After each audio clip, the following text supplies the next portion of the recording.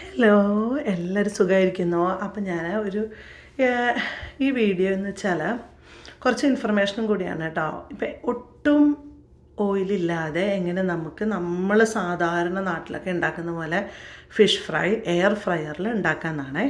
അപ്പോൾ ഇതിന് വേണ്ടി ഞാൻ ഇത്തവണ എടുത്തേക്കുന്നത് ക്യാറ്റ് ഫിഷ് നഗറ്റ്സ് ആണ്. നഗറ്റ്സ് എന്ന് പറയുമ്പോൾ ചിലർ വിചാരിക്കും നമ്മളെ എന്താ പറയുക ചിക്കൻ നഗറ്റ്സ് പോലെ അങ്ങനത്തെ ബ്രെഡഡ് നഗറ്റ്സ് ആണോ എന്ന്. അല്ല, ക്യാറ്റ് ഫിഷ് നഗറ്റ്സ് എന്ന് പറഞ്ഞിട്ട് നമ്മൾ ഗ്രോസറി സ്റ്റോറിൽ ഫ്രോസൺ സെക്ഷനിൽ പോയി കഴിഞ്ഞാൽ അത് ഇതുപോലെ ഈ ക്യാറ്റ് ഫിഷ് നഗറ്റ്സ് ഇങ്ങനെ കിട്ടും.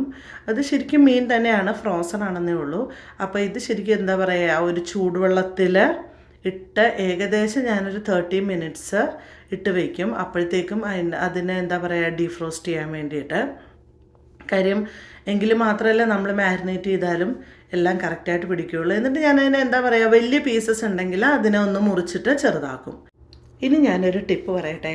ഇതിൽ നമ്മൾ എന്താ പറയുക ഫിഷ് കഴുകിയിട്ട് ഡ്രെയിൻ ചെയ്ത് നമ്മൾ മാറ്റുമ്പോഴത്തേക്ക് നന്നായി പിഴിഞ്ഞിട്ട് അതിൻ്റെ ഫുൾ വെള്ളം കളയണം കേട്ടോ. It's A must. ഇല്ലെങ്കിൽ ഈ മീനിൽ നിന്ന് വെള്ളം ഭയങ്കരമായിട്ട് ഊറി വരും. അപ്പം അതിന് ശേഷം എന്താ പറയുക സാധാരണ മസാല എല്ലാം ചേർത്തിട്ട് മാരിനേറ്റ് ചെയ്യുക. മുളക് പൊടി, മഞ്ഞൾപ്പൊടി, ഉപ്പ്, പിന്നെ ഞാൻ ഇച്ചിരി എന്താ പറയുക നമ്മുടെ മല്ലിപ്പൊടിയും കൂടി ഇട്ട് കേട്ടോ. എന്നിട്ട് നാരങ്ങ നീര് ഒഴിച്ച് നന്നായി മാരിനേറ്റ് ചെയ്യുക. എന്നിട്ട് വേണമെങ്കിൽ ഒന്ന് റെസ്റ്റ് ചെയ്യാനായിട്ട് 15 മിനിറ്റ്സ് വെച്ചതിന് ശേഷം എയർ ഫ്രയറിൽ 380 ഡിഗ്രിയിൽ 15 മിനിറ്റ്സ് ആദ്യം വെച്ചിട്ട് ചെയ്യുക. എന്നിട്ട് എടുത്തിട്ട് പാകം നോക്കിയിട്ട് വീണ്ടും 15 മിനിറ്റ്സ് വെക്കുക. അപ്പോൾ എനിക്ക് ശരിക്കും മൊത്തത്തിൽ 35-40 മിനിറ്റ്സ് ഏകദേശം വേണ്ടി വന്നു ഈ പാകത്തിൽ എത്താനായിട്ട് കേട്ടോ. അത് ഓരോ എയർ ഫ്രയർ പോലെ ഇരിക്കും. അത് ഒരു തവണ ചെയ്ത് കഴിഞ്ഞാൽ നിങ്ങൾ അതൊന്ന് എന്താ പറയുക സ്റ്റാൻഡർഡൈസ് ചെയ്യാൻ പറ്റും. അപ്പോൾ എൻ്റെ ഫിഷ് ഫ്രൈ റെഡി ആയിട്ടുണ്ട്. അപ്പോൾ ഇന്നിപ്പോൾ എനിക്ക് ഫിഷ് ഫ്രൈയുടെ ചോറിൻ്റെ കൂടെ ഉള്ളതെന്ന് വെച്ച് കഴിഞ്ഞാൽ മുരിങ്ങക്കോലും മാങ്ങയും കൂടി ഇട്ടിട്ട് ഒരു തീയലുണ്ടാക്കി.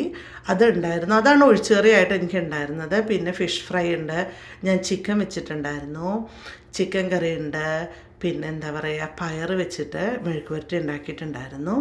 അപ്പോൾ പയറുണ്ട്. അപ്പോൾ അങ്ങനെ എന്താ പറയുക ഇന്നത്തെ ലഞ്ച് അങ്ങനെ അടിപൊളിയായിട്ട് അങ്ങനെ അങ്ങ് പോയി. അപ്പോൾ എല്ലാവർക്കും merry Christmas and happy new year. നന്നായിട്ട് ഭക്ഷണമൊക്കെ കഴിച്ചിട്ട് ഫാമിലിയുടെ കൂടെ അടിപൊളിയായിട്ട് ന്യൂ ഇയർ ആഘോഷിക്കും കേട്ടോ.